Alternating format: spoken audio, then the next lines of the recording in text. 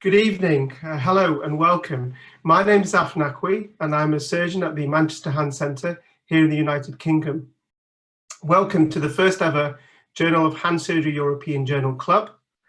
It's an exciting project that we've developed where we aim to bring together hand surgeons and hand therapists from across Europe to come together and debate hot topics and stay in touch throughout the year. So why do a journal club? Well, the legend has it that Sir William Osler from McGill University in Canada held the first ever journal club in 1874. And the reason being was that neither him nor his trainees could afford journals or books. And in the same way, we will, in this journal club, share the papers from the journal with you free of charge. So the journal club continues to play an important role in postgraduate education and our continuous professional development. And there are three vital ingredients to any good journal club: criticism, so analysis of the papers; content, choosing good papers to discuss; and collegiality, coming together with your friends, preferably with good food and good drink. Now, this is difficult for us to do with you tonight, but wherever you are in Europe, whether you're having your risotto right now, your paella, or your ratatouille, we hope that you will enjoy our company. So the format of this will evolve over time. And what's unique about our journal club, we hope, is that we're going to bring together 5 different groups of people. First of all, we will have residents and fellows who will present the papers for you. Following this, we'll have experts who will help us with analysis and criticism of the papers. Uniquely, the third guests will be the authors themselves, when possible, who will be able to give some context into their research and perhaps defend their paper. Fourthly, we will have handling editors from the journal itself, and they will help us understand their thinking when they handle the paper. And also, they will give us some insight in the inner workings of the journal, which perhaps will help some of us as we continue with our research and continue to submit papers for review. And finally, the fifth component is, of course, yourselves. There are currently 100 people on the call, and we have over 200 people registered. So this is going to be a very unique regular journal club where we will meet once every 2 months. So throughout the program, we want you to submit your questions through the chat and the Q&A function.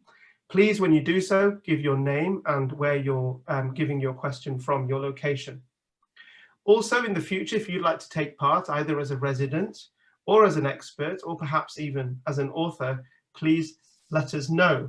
So I'd now like to introduce the panel that you can see before you. We have Professor Maurizio Calcani, who's a plastic and hand surgeon from the University of Zurich in Switzerland. Professor Calcani is the outgoing Secretary General of FESH, and we welcome him as a guest today. Our second expert is Mr. Jonathan Hobby, who's an orthopedic and hand surgeon from Basingstoke Hospital in the United Kingdom. Mr. Hobby is the president-elect for the BSSH in 2022. Today's handling editor is Michelle Bogsteins, and Michelle has handled both the papers that we are going to be hearing from today. And so it's a unique opportunity for you at home to be able to ask him the questions you want to ask, specifically about why these papers were chosen and any issues with the papers themselves. Michelle is from Copenhagen in Denmark and has been an editor with the journal for 3 years. We have our author, our guest author today, Jannie Thielemann, who has done the paper on mallet finger that we will soon hear about, and she is from West Denmark. Finally, we have our 2 fellows who are presenting the papers. We have Matthew Brown from Edinburgh in Scotland. He's an orthopedic hand fellow. And we have Christina Lipedi, who's a plastic hand fellow from Manchester in the United Kingdom. So thank you and welcome to all the panel. We'd like to start with the first paper, which is going to be presented by Christina Lipedi. Good evening, everyone. I'd like to present the Jannie Thielemann et al. Paper on splinting versus extension block pinning of bony mallet finger, a randomized clinical trial. The authors outline that there is a paucity of evidence base for the management of bony mallets, and they suggest a solution of carrying out a randomized clinical trial looking at splinting versus extension block pinning, which had not been described before. Their outcome measures are outlined, and I will outline them later on throughout the talk. Their introduction gives a literature review on the soft tissue and bony mallets less than a third of the distal interphalangeal joint surface, and in the literature this is mainly treated non-operatively. There is, however, debate on how to manage larger fragments over a third of the distal interphalangeal joint surface with or without subluxation, and it is suggested usually surgery is indicated. This is to try and prevent secondary arthritis, pain, and subluxation.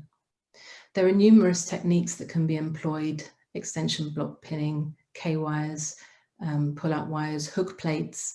There can be high complications such as infection, necrosis, nail problems, and extension block pinning is suggested as a solution against these complications, but there is a paucity of evidence for the indication of this. This group carried out a randomized clinical trial comparing non-operative splinting versus extension block pinning in mallet fingers with over a third of the distal interphalangeal joint surface affected without subluxation. Their objectives included DIPJ extension and flexion, pain, measured patient-reported outcomes, and their complications, and they had a 6-month follow-up. They carried out a prospective study over a 4-year period with patients with isolated mallet finger attending a single unit.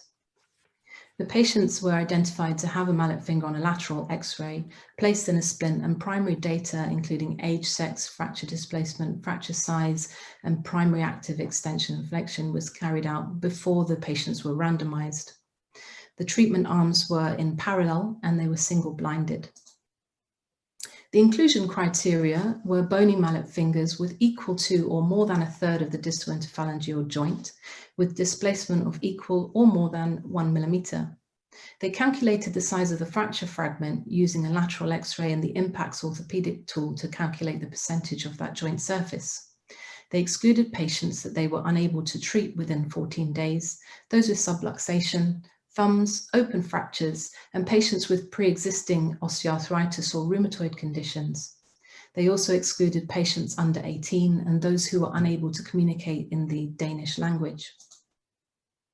Using these criteria, they randomized 32 mallet fingers in 32 patients. Their randomization was done using sealed envelopes with treatment arms in a 1-to-1 ratio, and they allocated them sequentially in 4 blocks of 10.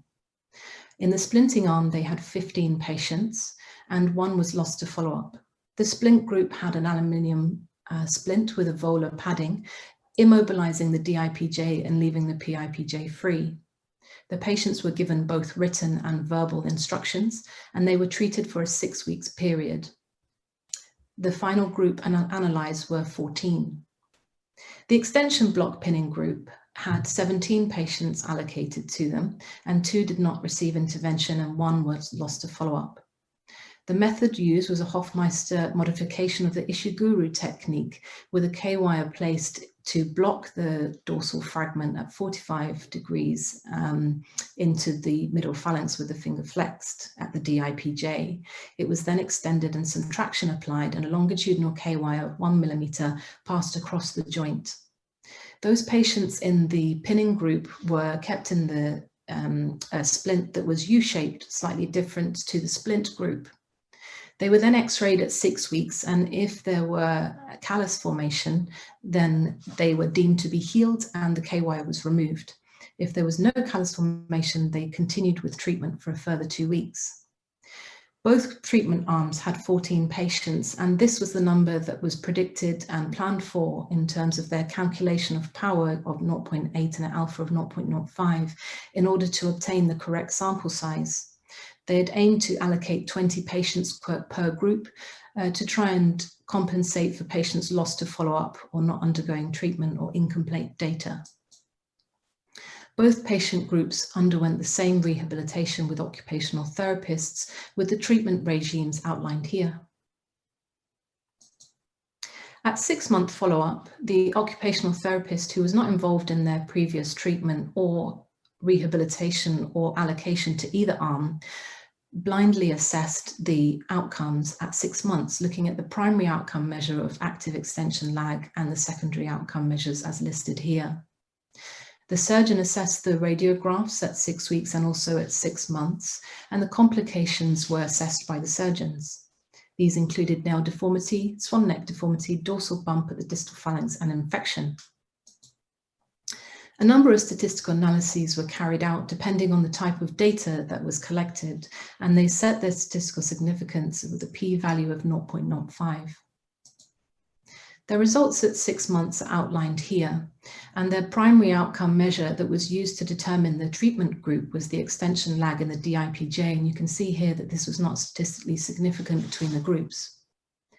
What they did find was statistical significance with an improved outcomes in the splint group with active DIPJ flexion, finger to palm distance, and active DIPJ motion. All were statistically significantly better in the splint group. The quick dash score and the pain scores had no statistical significance. There was no statistical significance in the complications that I outlined earlier. However, the secondary subluxation had a larger number and only occurred in the splint group with 3 patients with large fragments. Although this didn't reach statistical significance, it does trend towards it here. The extensor lag and DIPJ motion found in this treatment, in this paper, fared slightly worse than in the literature, and it may be that they had slighter, shorter immobilization in other studies and maybe longer follow-up. If these patients in this treatment group were followed up for longer than 6 months, it may be that their range of motion improved. The patient-reported outcomes and the small degrees of pain were consistent with that found in the literature. The randomization that they carried out led to comparable groups in terms of patient outcomes, patient demographics, and the fracture sizes. Blinding was a challenge with surgery, and the paper states that this was eliminated because there was very minimal scarring seen, very negligible scarring, and therefore the occupational therapists that were examining the patients would not be able to tell the difference. However, there were no photographs included in this paper.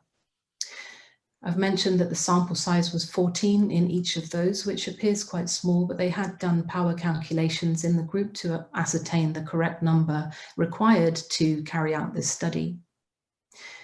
This was a prospective randomized clinical trial, and they found statistically significant findings with the splint group faring better and therefore recommend this treatment. They did find that there was subluxation in this group, and they recommend that X-rays should be carried out throughout the treatment in this arm. And it may be prudent to carry out an X-ray at 7 to 10 days at a time when it may be possible to correct that subluxation. Thank you. Thank you, Christina. If you could stop slide sharing now. An important question in terms of an important clinical subject, very common, we all face it, mallet fingers and how to manage them, and what appears to be a very soundly constructed study. I want to go to Jonathan first. Jonathan, what are your initial thoughts with respect to the message in this paper? I think it's a really nice study. They've defined a clear question. As you alluded to, it's a common problem and it's an unanswered question. And actually, in many ways, it challenges established practice. It's a well-designed study, good study conduct, appropriate statistical analysis. You could criticize the method of randomization in that at the very highest levels, sealed envelopes are not regarded as the best way to randomize. But for a small study with a low budget, not costing millions of pounds, it's a very practical way of doing things. The study produced a very clear outcome in support of splinting, and therefore actually should change practice. They saw no significant complications from K-wiring, but in a larger group you would anticipate that there would be an incidence of infection, and certainly the resource implications of taking someone to theatre to K-wire it are significantly greater than applying a splint.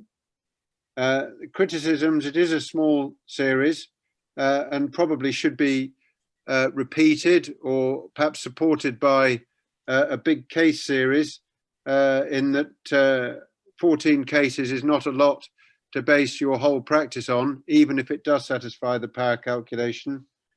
And the follow-up was relatively short, so we can't anticipate the potential effects of late arthritis. But broadly, I think it's a good study, and it very much supports conservative practice. Thank you, Jonathan. So you've said there that it would probably change practice. Would this directly change your practice, or was this something you had already, were you already splinting non-subluxed bony mallet injuries? I have, through my career, moved from intervention to a much more non-operative approach with splinting. So it supports what I've learned from interventions gone wrong, really. Okay. Well, before I go to Yanni, Maurizio, could I have your thoughts, please? Yeah, thank you very much. Welcome also from my side. I think that is a very interesting paper, very well built, as Jonathan already mentioned. And I have just a couple of comments that should be taken into the discussion. One, there is a recent paper by Professor Gittins about the subluxation. And he recommends to use dynamic views to see whether the major bone block rocks on the P2 surface or subluxate, and this might be also the reason why there are some late subluxation in your series. This is one point. The other one, which has been a little bit so under the level of attention, is that you excluded dislocation bigger than 1 millimeter. And this limits quite a lot the selection of the patients. And so these are my two comments. I agree completely with Jonathan. There should be a big recommendation to look carefully for conservative treatment, non-surgical treatment. Myself also, I moved to more conservative indications. Nevertheless, I think that these comments might be answered by Yanni. Okay, so that brings us nicely on to Yanni, who wrote this paper. Yanni, well, first of all, congratulations for being the first ever paper on the first ever journal club of the Journal of Hand Surgery. So that will be your claim to fame, I guess. Thank you. Tell me about, if you can, a little bit about the context of when you were doing this study, and why did you want to answer this question?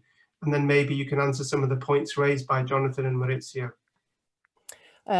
First of all, back in 2010, I think we saw a lot of these fractures, and they were always discussing whether to splint them or to do surgery.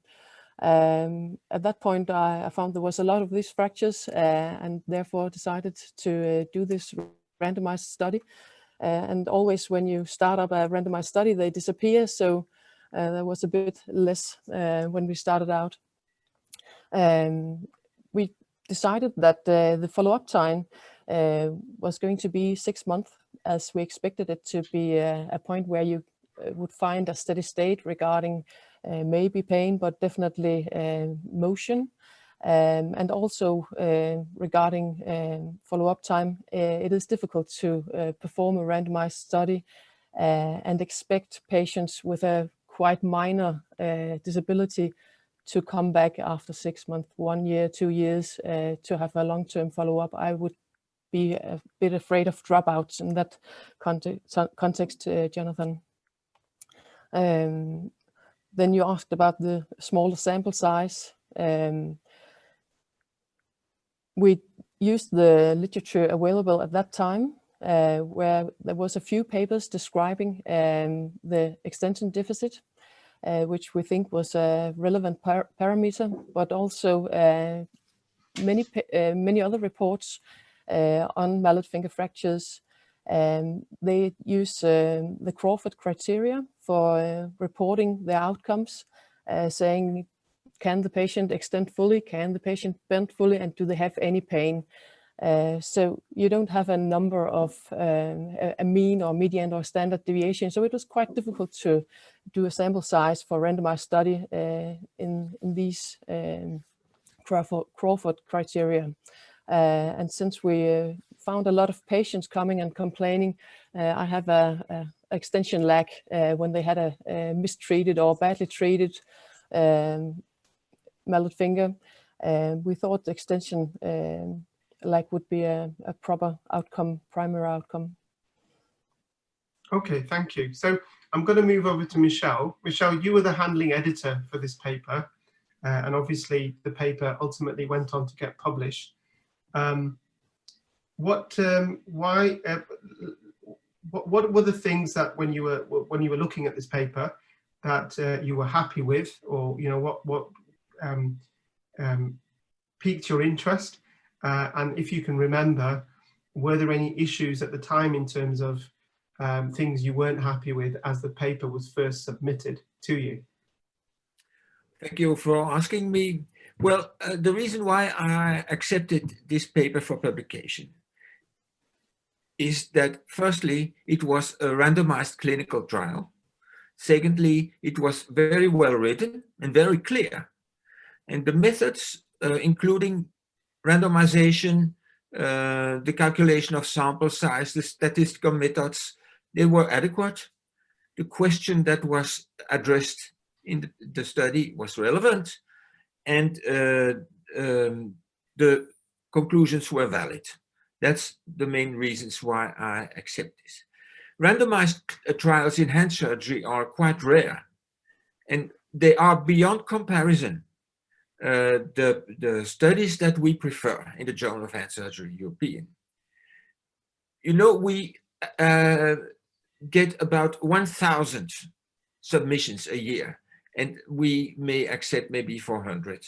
So we have to be quite strict in choosing what we are going to publish. We are submerged by biomechanical, cadaveric, or laboratory studies, studies on reliability and of methods, retrospective studies claiming to analyze prognostic factors and things like that. So when we have a randomized control study, we are very happy, even when they have minor flaws. In this case, the flaw is the short follow-up time, I think. 6 months is the minimum required period by the Journal of Hand Surgery. And for long-term complications after fractures, we require 2 years. But the aim of this study was not to investigate on the long-term results. And short-term results are relevant also, and they come before we have long-term results. So we have to accept that this was the aim of the study, and the results are clear. Moreover, this study concludes that the subluxation should be looked for during treatment and taken care of. It was not a study on neglected DIP joint subluxation.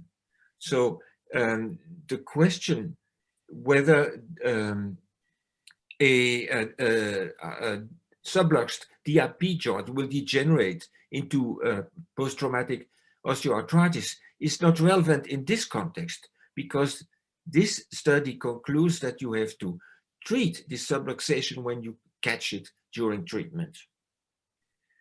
So finally, I would like to make a small comment that maybe is useful for our younger auditors. And this is, I try to share my screen, wait a minute here, to show how you should not splint, because if you splint, you need to do it correctly. Sometimes with these things like this, let me show you. Can you see this splint here? It's completely wrong, but it's very much used. This type of splint applied with a Velcro locking system is no good. You need to have a good tapering of the splint on the finger to make it efficient. Thank you. Thank you, Michelle. So the question that was asked in terms of a K-wire versus a splint for an initially non-subluxed mallet, as opposed to the question of using a splint versus a K-wire for an initially subluxing mallet, do you think it was a valid question? Well, you obviously do, because the paper went on to be published. But is that being a bit harsh in asking that question? Is it not? Would it not be considered an assumption that you would not want to be pinning a initially non-subluxing mallet injury? No, I don't think so. I think as long as it is not documented that a treatment is better, then you have to seek for documentation. Okay. And I mean, some things could be completely unethical, but in this case, it's just like testing a dogma, you know. And I think that's pertinent. So we have a lot of questions that have come in. So I'm going to open these questions to the panel. So yes, sorry, Michelle. Yeah, I just wanted to make one comment also. I think Mauricio mentioned that you missed displacements larger than 1 millimeter. Didn't you say so, Mauricio? That's not the case. It was an inclusion criteria that the displacement should be at least 1 millimeter. Is that right, Yanni? Yes, it's correct. We measured as described on the drawing that the displacement should be at least 1 millimeter. All right. Okay. So some of these questions have, I think the panel have already touched upon elements of the answers to these questions, but I think for completeness and for inclusion of our audience, I am going to ask some of the questions. So question from Anil Agrawal to Yanni, I think. What would you do if in your serial x-rays in the splint arm, there was continuing or worsening subluxation? Would you be converting to pinning then at that point? If in this study we had to go through with the follow-up, you couldn't bail out halfway in the splinting group. But in my current practice, if I saw a splinted finger with subluxation after 1 week or 2 weeks, then I would lean on the Ishiguro paper, which recommended to use the extension block pinning, but to take a little needle and refresh the fragment or the fracture site, and then do the extension block pinning. Okay. And that could be done, I think, within 3-4 weeks. Okay. Just talking about the Ishiguro, a question from Dariusz Snicker in London, the Royal Free there. He says that the Ishiguro extension block technique is very disappointing in his experience, and he's seen some terrible results. He wants to know what the panel thinks about this in terms of extension block pinning. Can any of the panelists comment upon this technique or other techniques they use? Well, of course, like every surgical technique, you have to be precise, delicate, and if you drill high speed, you burn the bone, so the pin is going to be loose very fast. And one important thing is the skin should not move up and down on the pin. The moment that the skin starts moving along the pin, then you get infection. So this is very important to glue or to tape the pin to the skin to avoid rotation or movement of the skin in relationship to the wire. In this way, you avoid a lot of problem of infection. Another thing is you are always tempted to push too hard against the extension stop pin, and then you produce a subluxation with the axial wire. So these are all small tricks that you should be aware of and avoid these pitfalls. Okay, Jonathan? I think basically if you've got a joint that tends to sublux, I haven't found a way of stabilizing that other than putting a pin across the joint. I think you have to be careful in that it's easy to pin the joint subluxed. And what you want to avoid is a lot of passages of the wire, which then becomes blunt. So I think it's one of those where you want to try and get it right first time if you can, put the wire accurately into the distal phalanx, and then probably reduce reduce the joint before driving it across the DIP joint. And then there's a moot point as to how much you whether you do it straight or slightly hyperextended.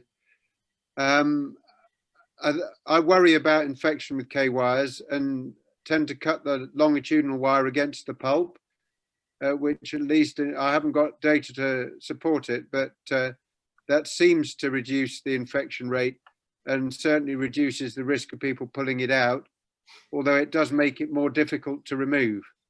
Sometimes the skin grows over it, so functionally that's quite good. I know that we've got Gray Giddens in our audience, and I know that this is one of his specialist subjects, so I don't know if we could seek his opinion on this subject that he's written on. So as he's signed in as a member of the audience, I don't think there is that facility. He can, of course, type in, and I promise I will read out what Gray instructs me to read out. I promise I'll do that. And let's see if that happens. I've got a question here from my friend Wolfgang Hintringer. And Wolfgang is asking, most failures of splinting appear with badly applied splints. What does the panel recommend as the best device to get full extension? I would use a splint rather as this paper, a piece of carefully molded Zimmer splint taped with some supervision. Supervision? Well, you don't put the splint on once and send them away for 6 weeks. Okay. The same we use so thermoplastic material, and you mold it to the finger very tightly, and then the patient has to come back a few days afterwards because you have the swelling going back and it gets loose, and then you lose the efficacy, and then you have to instruct also very carefully about cleaning of the finger and avoiding losing the reduction. Okay. So it's not. Yeah. I think what has been said is very important. You need to call in the patients to check that they understood the principles of this treatment and how they have to handle the splint. And the splint should be, as I showed before, applied properly in some way. Okay. We're getting quite a few questions in, and I'm mindful that we do need to move on to the other paper. I'm going to ask some of them here. Sally Ann Phillips from Lanarkshire asked the question, probably to Yanni, I think, were there any problems with skin necrosis, application of the splint by the patient in the conservative group? Did Yanni think the extension splint was more advantageous compared to a commonly used thermoplastic splint to aid the reduction of the fracture? In our department, we only used the splint we showed in the paper, and we get rid of the Velcro and tape it to the finger. So I don't personally have any experience with the thermoplastic splints, but there is a paper describing and comparing different types of splints, and they have found no difference. In our study, we didn't see any complications in terms of skin necrosis to the splints. Okay. Okay. And actually, we saw the patients more frequently than we write in the paper. We saw them at 6 weeks and 3 months, but we didn't report the 3 months results. So we didn't see any troubles at that time either. Zaf, there's an interesting question raised to which I certainly don't know the answer, which is how much does the position of the fragment matter? Does it make a much difference to the outcome if it's reduced? Or can you pretty much ignore it if the joint's reasonably aligned? Yes, I have a comment here from David Shuring. It says it doesn't. Who says it doesn't really matter if the joint subluxes slightly. the outcome is the same. The base of the distal phalanx will remodel extremely well. Any comments? It's always the same. We don't control the patient long enough to check on the long run. Of course, after 6 months, probably doesn't make any difference. Maybe after 2 years, but we don't know if they are going to have early osteoarthritis after 10 years. And this is, I don't know if it's relevant, but nevertheless, we don't have this kind of information. Okay. I think you've already answered this question, Yanni. There's a question from Roa Taha from Nottingham. I think by the way you've set your study out, you've answered this question, but Roa asks, how many patients ended up switching arm from non-surgical to surgical? And were they managed, how were these managed in the analysis? Was this based on an intention to treat basis? I think you've mentioned that you didn't switch anyone. Is that correct? No, we didn't switch anyone. We had 2 dropouts in the surgical treated arm, where one didn't want to participate and one didn't receive a second wire. So you could discuss if that was treated surgically or not, but no splinting patients was treated by extension block pinning and vice versa. Okay. Question from Andre Salibi. What does the panel think about flexing the PIPJ to relax the lateral band, which will help reduce the fragment? Andre says that they've published this in the journal already. In other words, splinting the PIPJ in flexion and the DIPJ in hyperextension. Michel, any comments on that?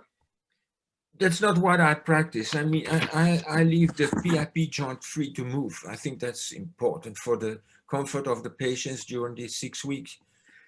And maybe also to avoid some problems with temporary stiffness of the PIP joint. So I prefer to let them move freely. And well, that's what Yanni did also, and she showed the results she showed. Okay. I think we've touched upon some of the other questions, the answers to some of the other questions.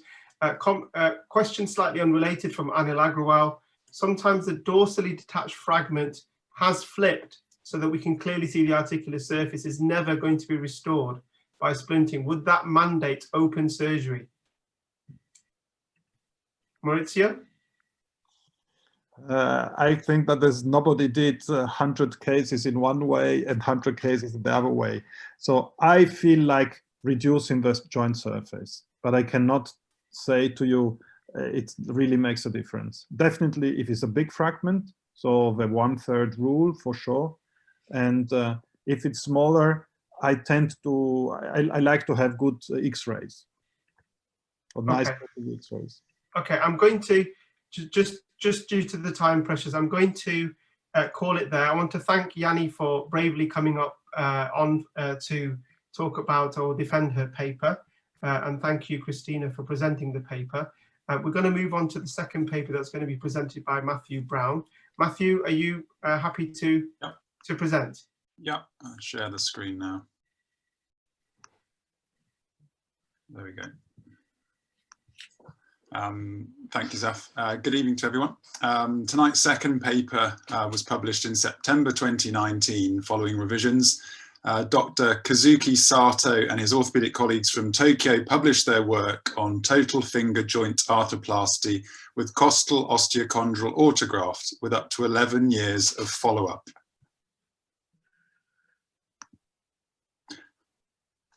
The authors start by highlighting the functional difficulties faced by those with finger ankylosis, which may occur secondary to trauma, infection, or arthritis.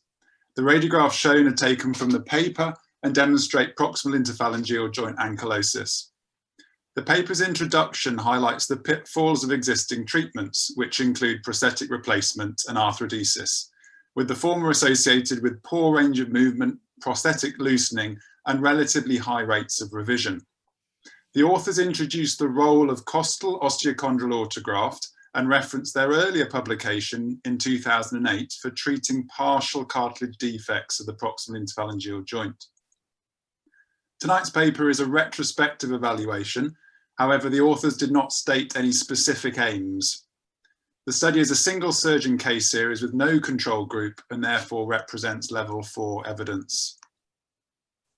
The cohort demographics were well described. A total of 23 joints and 23 patients were reviewed, including 20 proximal interphalangeal joints and 3 metacarpophalangeal joints. Etiologies included 18 that were post-trauma, 4 post-infection and 1 post-tumour. A mix of index, middle ring and little fingers was studied.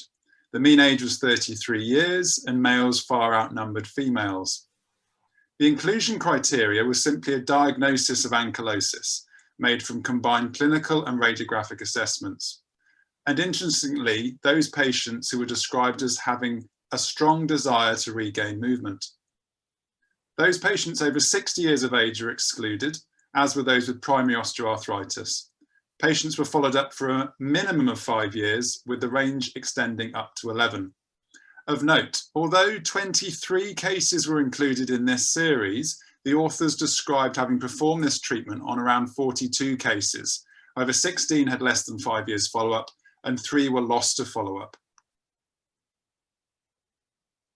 The surgical technique is now presented over 2 slides and images are taken from the publication directly. In each case, the limb and ipsilateral hemithorax are prepared. For proximal interphalangeal cases, as shown, a dorsal midline incision is made and the central slip is detached and reflected proximally, as seen in the top left image. The collateral ligaments and volar plate are preserved by elevating the periosteum carefully, and the ankylosis is opened at the appropriate level using a chisel. Step cuts are made in the proximal and middle phalanges using a saw, as shown in the bottom right image. 2 costal osteochondral grafts are harvested, 1 from each of the 5th and 6th ribs, as seen in the top left image. This is performed through a submammary incision. The grafts are then trimmed and contoured to produce the mirrored opposing joint surfaces, as seen in the top right image. However, this is a labour-intensive process taking up to 3 hours, on average 2 to 3 hours. The grafts are secured in place with small fragments screws, as shown in the bottom left, and a bone anchor then reattaches the central slip for the PIPJ cases and the collaterals for the MCPJ cases. A distraction device, as shown, aims to reduce joint friction according to the authors. However, this was not used for the metacarpophalangeal joints, and the device was removed within 6 weeks. Overall, the technique was clearly defined.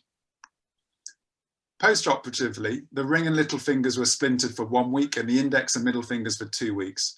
Cases were followed up every 2 weeks until 8 weeks, and then at months 3, 6 and 12 and annually thereafter. Data collected included range of movement, a pain score out of 100, a functional assessment using the Japanese Hand Society's version of the DASH score, complications in addition to return to work and patient satisfaction data. The sequential radiographs shown are for a single case over a 10-year period, and notice the gradual ossification of the PIPJ chondral grafts. The results were presented clearly, and linear regression analysis compared results preoperatively with those at 1 year and at final review. Results were adjusted for age, sex, and finger. Mean active range of motion increased from an arc of just 2 degrees to an arc of 63 degrees at 1 year, which reached statistical significance and is shown here in bold for that reason. The mean pain score out of 100 did improve, but did not reach statistical significance, although it should be appreciated, of course, that the pain score preoperatively were only a mean of 7. The DASH scores improved at 1 year to a statistically significant degree, falling from 24 down to 7, again shown here in bold. There was a full return to previous employment for those 21 cases previously employed. However, the mean time to return to employment was not reported. Of interest, all 23 cases stated they were either satisfied or very satisfied with their surgery. Regarding complications, the authors reported no major complications. However, 9 of the 23 cases required further surgery as listed. 4 required collateral ligament reconstruction, and 2 required corrective osteotomies. Unfortunately, details regarding the actual indications or exact indications were not provided. So, for example, the malalignment or rotation degree requiring osteostomy was not disclosed. In summary, this study was a retrospective single surgeon case series with no control group. The authors presented a clear and novel surgical technique. However, the long surgical time, with each case lasting up to around 6 hours, is of course a limitation. The technique was associated with statistically significant improvements in range of movement and DASH scores at 1 year. Although results were reported up to 11 years, there were and there are concerns regarding the longevity of the cartilage grafts in the long term, as highlighted by the authors also. Of significance, 9 of the 23 cases required further surgery. Grip strength was not reported, which is surprising and would have been of value. There was a high patient satisfaction rate and a full return to previous employment. Thank you. Thank you, Matt. Very well presented. So I'm going to start with Maurizio on this occasion. Maurizio, we discussed at the start of the Journal Club what the key ingredients are for a good journal club, and one of them is content, and that means picking the right papers. So, and I guess the question here is a question that is posed to many hand surgeons, an ankylosed PIPJ, so that's a relevant question. We have a technique here which seems absolutely fabulous in terms of the results that we see. I guess my question to you, and the question that would strike any hand surgeon across the world, is this a relevant technique for us in terms of impacting our practice? Thank you very much. I think that this is a fabulous paper because it's really something nobody does and is completely new. There are some publication about different techniques, but not with this follow-up. So this is definitely to be acknowledged. The major problem to me is the craftsmanship which is needed to achieve this result.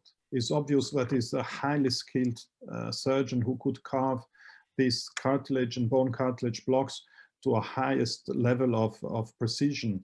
And this is hardly reproducible in our hands. And this is my major concern about this technique. I mean, ankylosis is not osteoarthritis, it's ankylosis, and there are a change from 2 degrees of range of motion to 60 degrees that remains stable over time, and they could demonstrate a correlation of the results 1 year after surgery up to 11 years after surgery, and this is remarkable. If you think about so silicone space, they tend to lose range of motion. If you think other joint replacement, they have this thing. And there are some comments. For example, if you look at the images of the paper, you see some degree of hyperextension in PIP, which is a problem, might lead to lazy fingers and so on. And you have also the prompts that are mentioned are not really validated prompts. So of course, patients were very satisfied, but it's difficult to understand at what level of the satisfaction was measured. And these are the point of concern I would like to bring up. And the last one is, we all know that aesthetic appearance of the finger plays a major role in satisfaction of the patient. And this is not really mentioned. And if you look at the X-rays, you see that the PIP joint is much broader compared to other fingers. Thank you, Maurizio. So Jonathan, do you concur with Maurizio in that this is a good paper in terms of innovation, but not practical in terms of reproducibility? And I guess the question is, reading this paper, is it going to change your practice in any way? Well, I mean, I'd certainly agree with Maurizio that this is a remarkable description of a technique. Online there was a data table which reports the data for every patient, and really there's no other technique that increases range of movement. Normally, with any sort of arthroplasty, you can retain what there is, but all the series I've seen, you don't really increase range, and they substantially increased range in these patients. And they're young patients, so the average age of the patients was 33 years. I think the oldest was in their 50s. So these are a group that if you're going to do something, it needs to last. They've produced long-term follow-up, which suggests that the results are durable. I think it would be beyond my skills, and even if I had the skills, I think a 6-hour procedure is not really economically viable. They also put an external fixator on for up to 6 weeks to stabilize the joint. So it's very resource intensive. 40% of patients had a secondary procedure, including one who broke his finger when he went back to playing rugby, which is quite impressive.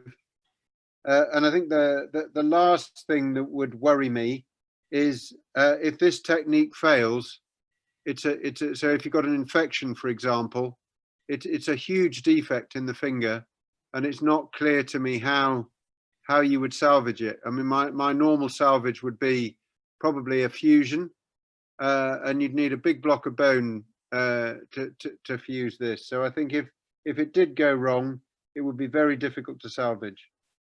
So I don't think I'll be doing this, but it is a very impressive description and detailed description of somebody very skilled. Thank you, Jonathan. So sadly, we did try and we did manage to make contact with the author, but they were unable to commit to tonight. I guess there's a huge time zone issue as well. So I'm going to move on to Michelle. Michelle, what were your first thoughts when you received this paper? Well, when I have to make a decision, I do not judge the procedure. I judge the article. I'm not concerned, is this a good procedure or a bad procedure? My concern is this a good article or not? As long as they do not present unethical procedures, of course. And I think this article was original. They describe a thing that I have never seen described before. So it's, in any case, an interesting message to be discussed. Also, I think there are fairly large numbers for such a rare procedure. A number of 23 with a long follow-up time, minimum 5 years and mean 6 years. That's very good, because in the journal for established implants, we require a mean follow-up time of 5 years and a minimum of 2 years. And for newer implants, we require 2 years follow-up. So this exceeds our requirements, clearly. And despite the paper to be retrospective, the data were collected preoperatively, prospectively. So that's also a very good point when I have to judge an article. Very few were lost to follow up during this long period. We require less than 30% of cases lost to follow up. And here we had 3 out of 26, I think. So that's why I chose this paper for publication. In the retrospect, I think maybe I would have asked for deleting the 3 MCP joints and just write a paper on the 20 PRP joints to make it more uniform. And also, as has been mentioned, I would have asked for some data on grip strength. Okay, so none of the panel here none of the panel here would it would appear would even attempt to consider this procedure in their practice. Michelle, you mentioned you have 1,000 papers which come through to the journal, of which you can only publish about 400, and so this paper has taken some valuable space in the journal, and you've all described exactly why it's valuable in terms of the paper itself in showing something very interesting and unique.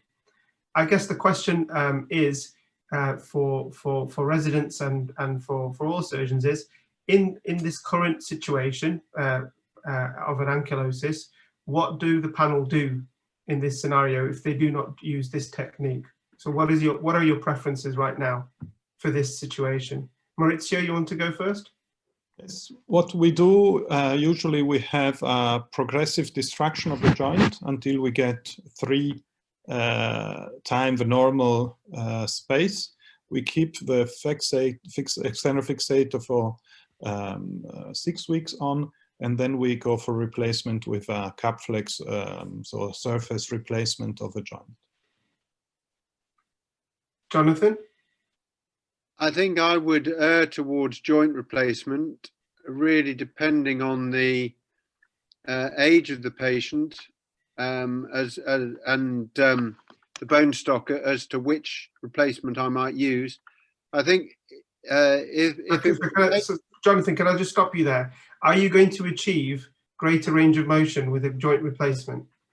Not on average, but the other thing with the surface replacement, the anatomic replacement, is they do worse in trauma. And I think the challenge here is it's a very young group of patients. So I have had isolated experience of joint replacement or sometimes hemiarthroplasty in trauma. What we don't know is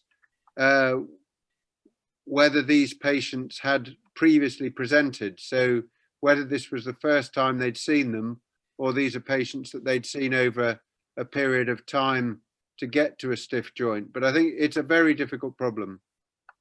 So is that a take-home message you're giving, that in a painless stiff joint you would offer joint replacement?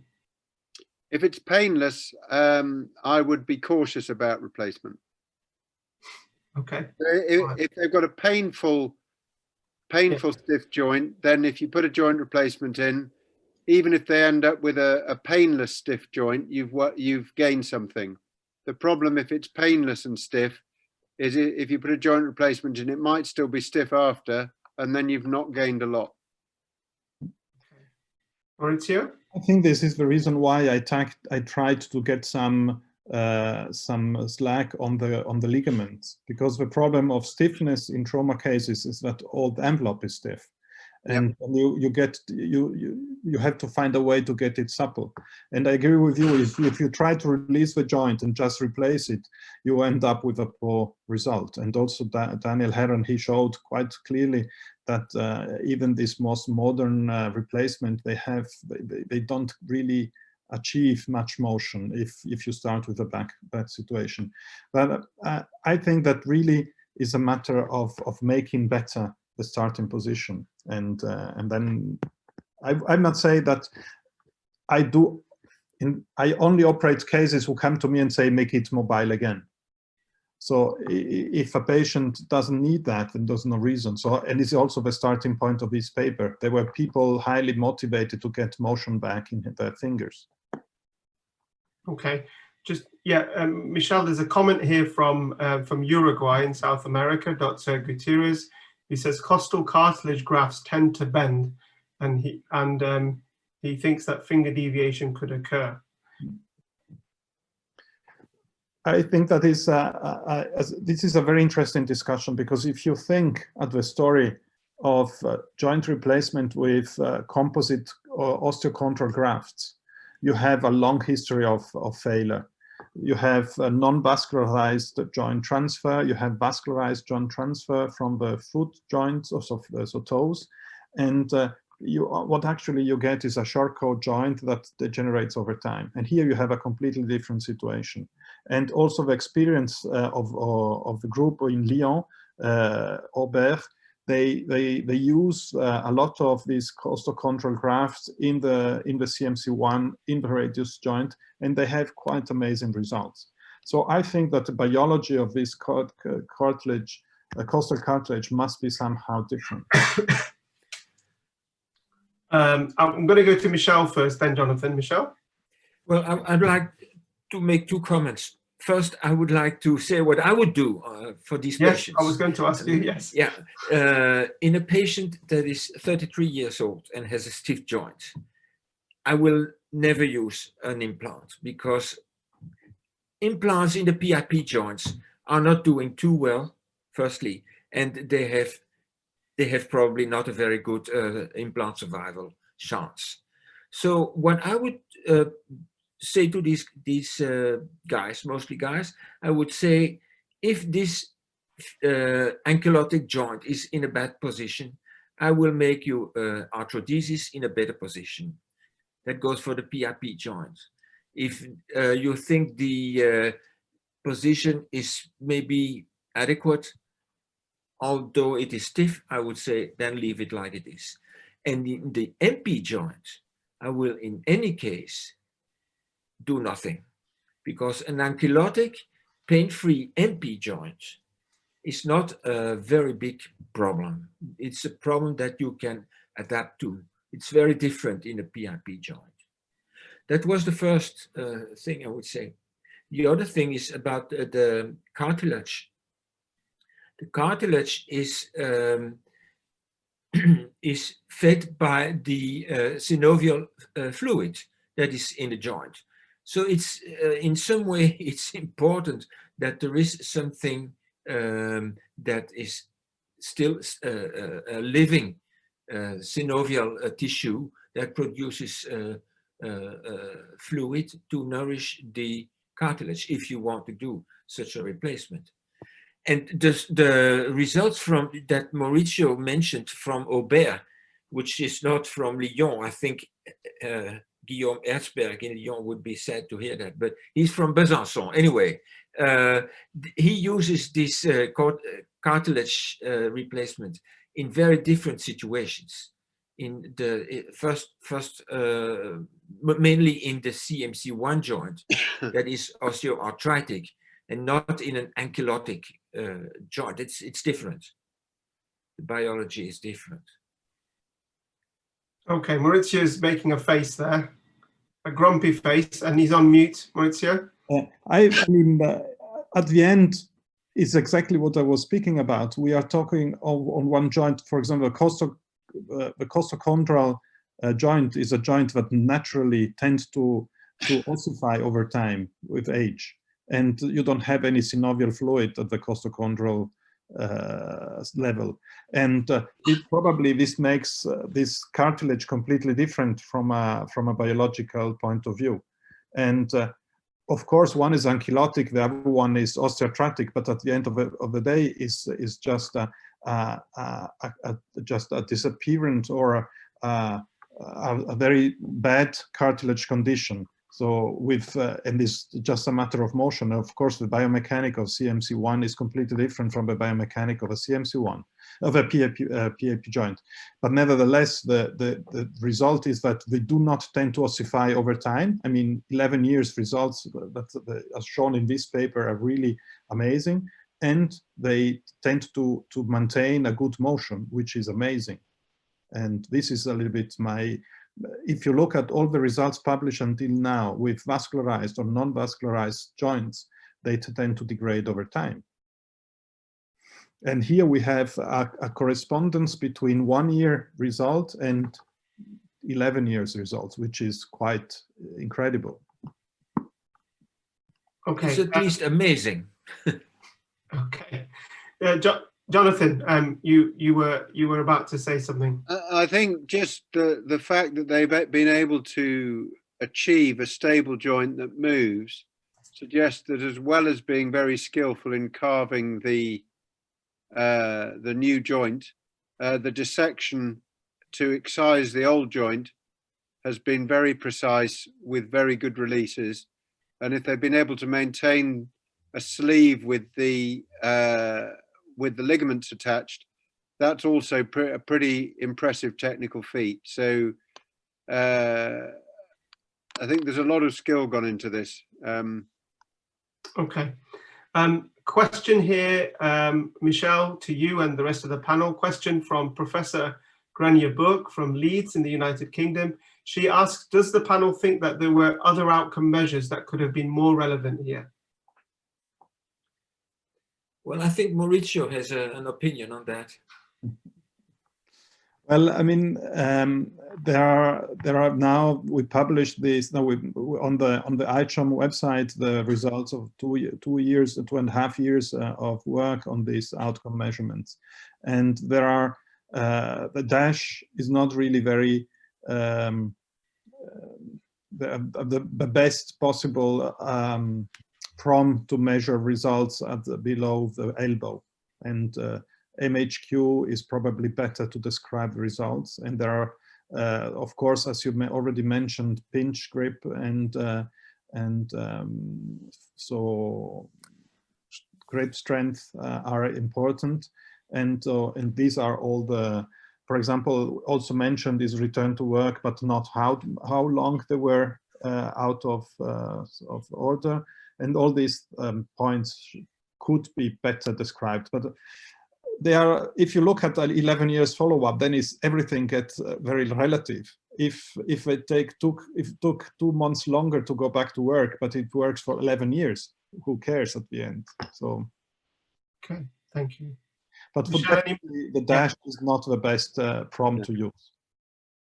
I agree that the MHQ is a much better instrument in that it has domains including sort of separate pain, function, aesthetics.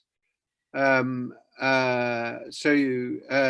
addresses all of the aspects of hand function, and the DASH really was designed for medical legal practice for the whole upper limb, and it's purely a functional score. Well, it's predominantly a functional score, the DASH, if you actually look at the items, but then it's widely accepted, so people tend to use it.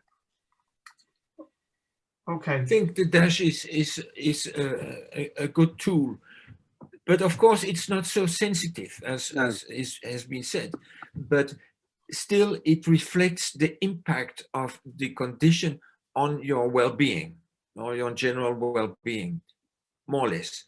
It does not tell you very much specifically about one or another joint. There's been quite good at, there've been a couple of studies that have shown that a lower limb injury can reduce your DASH score. So it is prone to contamination, and I think there are better tools if you're looking specifically at the hand. Although as a screening tool, it's well validated and it is useful. There are two, there is also one other paper which was published recently on the journal Hand Surgery European volume by Miriam Marks, who did quite extensive systematic review of available tools, and she came also to the same conclusion that MHQ is the score that allows you to explore the hand in many different domains thoroughly. Yeah, so we've just had a comment here from Dr. Ryan Trickett from Wales, and he has made the similar comment. He says, for a detailed tool, he feels that the MHQ cannot be beat. He also has stated that the novel CAT tests, such as the PROMIS, are showing some promise as well. That's his commentary there.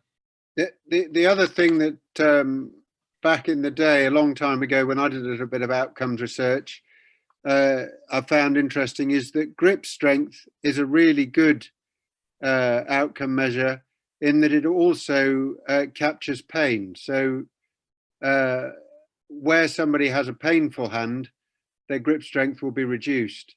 So if you've got to go for a limited range, I think grip strength is always a good tool. Okay. Maurizio, final comment on this paper. Yeah, I think that is really amazing to see how far so surgical craftsmanship can go, and also to achieve very good range of motion from stiff joints.